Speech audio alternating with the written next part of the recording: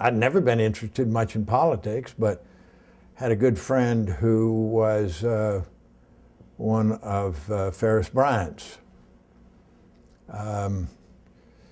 chief supporters in this area. He got me interested, so I did some work with Ferris Bryant, and when Ferris was elected governor, I had by this time started to become very interested in education, which has really been the great love of my life. And so at any rate, I was hopeful that he would appoint me to something that had to do with education, but he had already promised those slots to some other people, and so he appointed me to the Jacksonville Expressway Authority. And I spent a couple of years on that, and we were very active at that time. We built a couple of the bridges here. We built both the Shands Bridge and the Hart Bridge, and so I became, and we had to sell a big bond issue to do that, and so I became very involved in that, and I learned a great deal about bond issues and how to put them together and how to sell them, and et cetera, et cetera, et cetera, which turned out to be a very valuable thing for me, because after spending a couple of years on the Expressway Authority, it became obvious to me that if I really wanted to accomplish something, I had to get in an elected position. And it so happened that there was reapportionment in the legislature, there were open seats.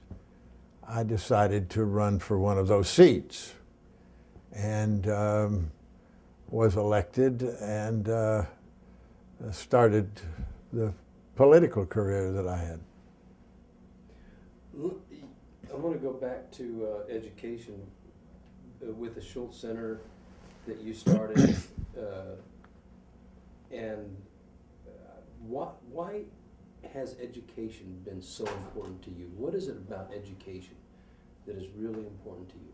What is it? Well, it certainly wasn't because I was good in school, because that isn't so. I wasn't. But the schools in this community were about to be disaccredited.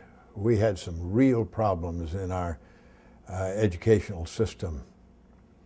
And that's really what got me interested in running for the legislature. And I got to the legislature, and I helped pass some laws that were vital to helping us turn our educational system around. And I introduced the bill to create the University of North Florida. Jack Matthews introduced the bill in the Senate, I in the House. I introduced the bill to create the Florida Community College at Jacksonville. I had a lot of involvement in everything that was done. And in particular, when I got to the legislature, Governor Bryant was very interested in passing a big bond issue for higher education in the state of Florida. And so a joint bond committee was selected to, study it and see what needed to be done. There were 3 of us from the House and 3 from the Senate. I was the only freshman involved in that, and the reason that they put me on was because I'd had the experience of bond issues. So I was put on that, and We worked very hard, and it gave me a pretty high profile. And then I got the reputation as being the legislature's expert on bond issues, and was much involved in that. And so all of those things gave me a very high profile, and that's what led me to become Speaker of the House. I got to be well known, and I decided after being there for a while that I either wanted to leave the legislature or I wanted to become Speaker. Mm-hmm. And so I talked to a lot of the people, and there was some support for me to do that, and I started traveling the state and trying to drum up support for being Speaker, and eventually succeeded, although there were some ups and downs in that process.